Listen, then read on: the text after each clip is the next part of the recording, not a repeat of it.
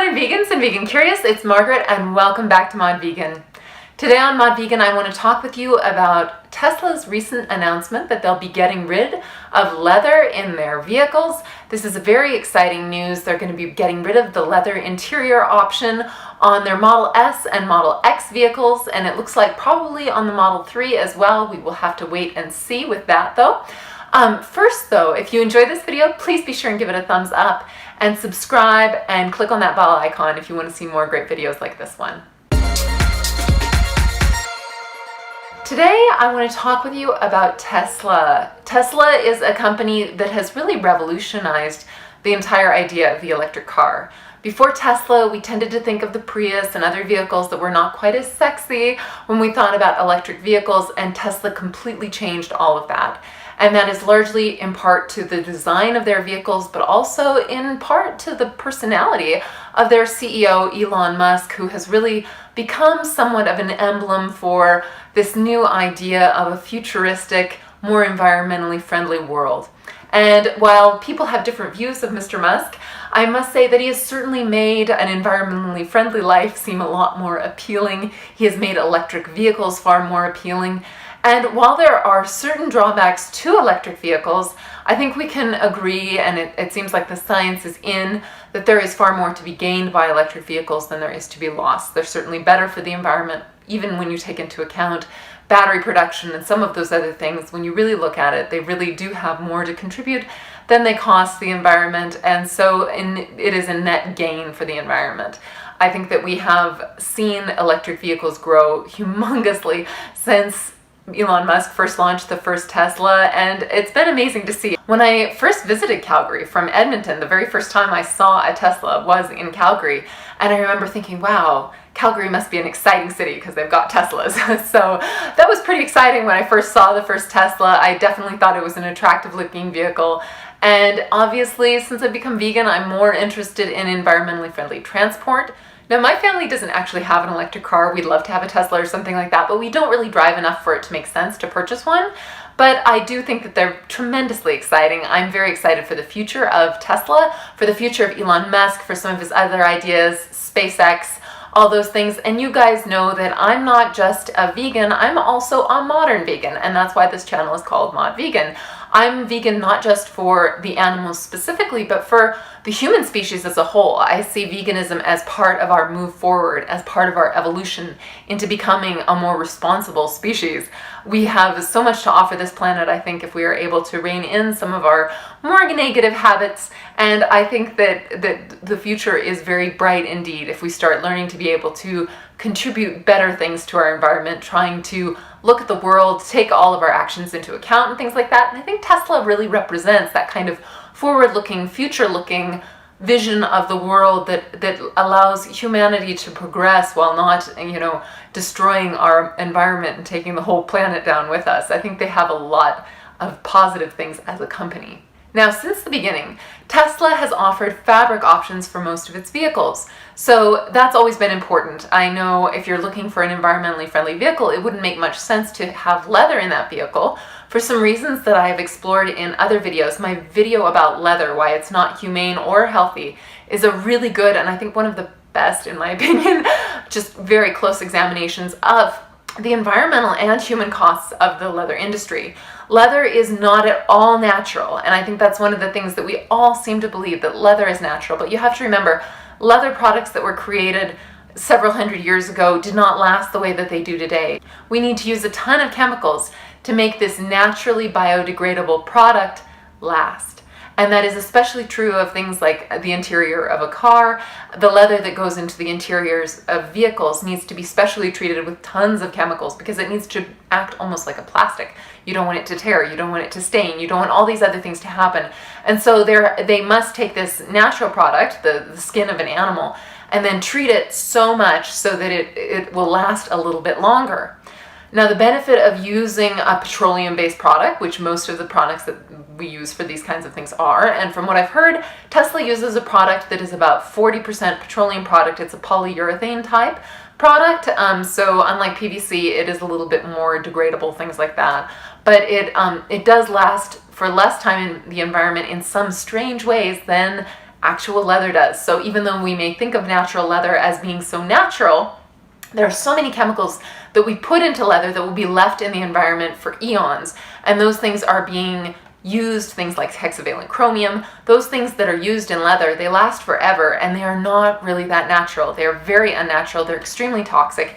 You don't want them in your vehicle. And I think it's very smart of Tesla to say, we are going to remove these toxic products from our vehicles. People have realized, actually, because what Tesla started doing is they added a premium feature where you could purchase, I think the white interior was the first one that you could do this with, but it's a white leather alternative, and it's a vegan material that is made from some petroleum product. It's about, I think it's 40% petroleum, something like that. But that interior, it doesn't stain, it doesn't rip. And what they had, the feedback that they had from customers was that it was lasting much longer and looking far more robust than the leather interiors that they had in other cars. So the point is, it's less expensive. It's probably less expensive if they need to do any replacements or repairs. It's generally just less waste and far less expensive for everyone concerned. And it looks beautiful. It's in fact better. It functions better. In the modern world, we have no reason to be putting animal skins in our vehicles, and we certainly don't need to be making the excuse that it's more environmentally friendly to do so, which is what I saw on the Tesla website. I saw a lot of people saying, oh, but leather is better for the environment, and that is absolutely untrue. Again, see my video on leather, and just do a little bit more research, because I think people automatically assume that leather is natural, and it's not. The only kind of leather that is more natural and can be done in more of, a vegetable tanned type way is the type of leather that you're going to see used on things that don't require any treatment. So if you use kind of basically an untreated leather that's lightly treated with vegetable tanning products, those leathers are fine unless they get wet, or unless they get sweat, or unless they get any of the things that are going to happen in a car all the time that would not work for seating. It's completely ridiculous. So don't say that it's more environmentally friendly to use natural leather, because leather is not natural and it is not environmentally friendly. Certainly not the kind of leather that you need to use in vehicles. Also, vehicles require a whole lot of leather. If you've ever looked at the seats, like especially in something like the Tesla Model X, that is a more sports utility vehicle, think about how many skins are required for the interior of that vehicle. It's quite a bit. And obviously, when you're using a vegan alternative, that isn't necessary. It is important to point out that Tesla is still going to be continuing to put a leather-wrapped steering wheel in all of their vehicles. I haven't heard anything that would counter that. I think that they're still using leather on the steering wheels. If you purchase a Tesla, you can ask for the non-leather option. You can do that with Tesla, and that's very important too. So if you're interested in a Tesla and you're getting these vegan seats, please do remember to get a vegan leather steering wheel as well, and that's pretty important. But I do think that this is important news, and it goes along with a lot of the other stories that we've been getting in the news lately as well. I think it's been very interesting to see that many people are just realizing that a lot of the animal products that we use in our everyday lives are not superior. We've tended to think of them that way because they've been with us for so long, but now alternatives are getting better. We have better alternatives to leather, as we see with the Tesla story. We're also getting better alternatives to dairy, which we're seeing with the huge rise in vegan ice cream consumption, and I found that very interesting. There was an article in New York Times over the weekend where they had a recipe for a custard base for vegan gelato. And they were saying that in this article just how much sales of vegan ice cream have gone up over just like the last year. I think it was 50% increase. It's a huge increase every single year. And I noticed when I was visiting my grandparents in the States, I was at my grandmother's house, and Good Morning America was doing a special for ice cream day. I think it was ice cream day. And the thing that I thought was really interesting is they had some people there trying different ice creams, and one lady had to try the non-dairy ice cream, and she was saying, and unfortunately I couldn't find the clip, I looked for it, but she was saying that she didn't think it was real ice cream. How could you call it non-dairy ice cream? There's no such thing, it's completely ridiculous. How could you have non-dairy ice cream? And then when she tasted it, she said, I don't notice a difference. And that's the whole point. No, you don't notice the difference. A well-made vegan product should be just as good or better than the alternative.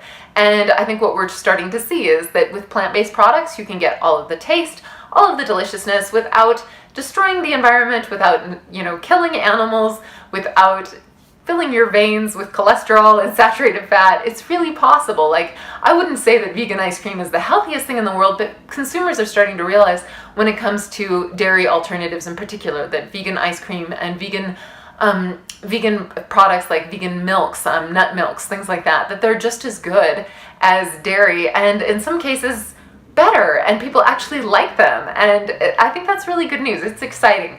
We obviously would all love for people to just kind of realize that it's wrong to hurt animals, that it's archaic to hurt animals like this, but I don't think that's how the majority of the population is going to be turned on to veganism.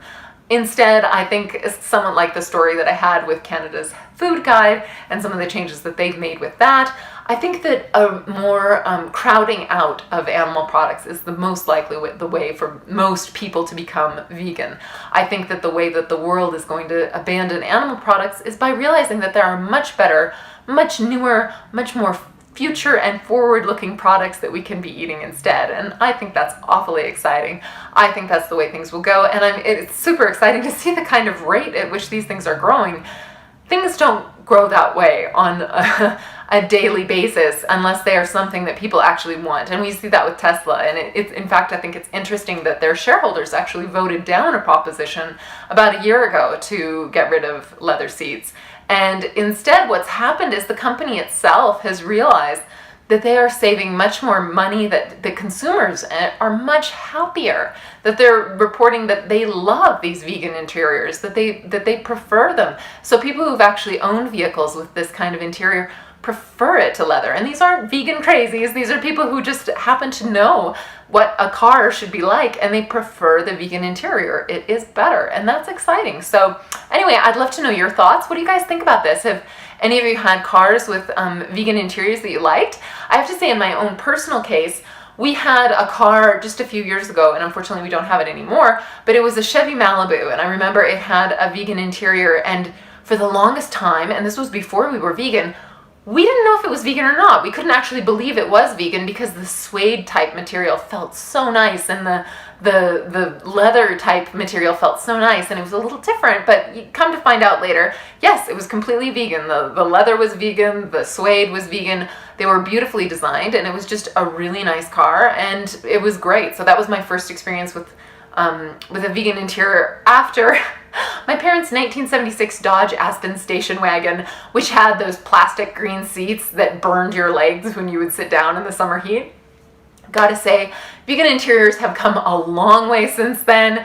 They're much better, and it's just great to see this kind of progress in the market. Anyway, I'd love to know what you guys have to think about that. Let me know in the comment section down below, and I will see you in my next video. If you like this video, please give it a thumbs up and subscribe, and I will see you next time. Take care. Bye.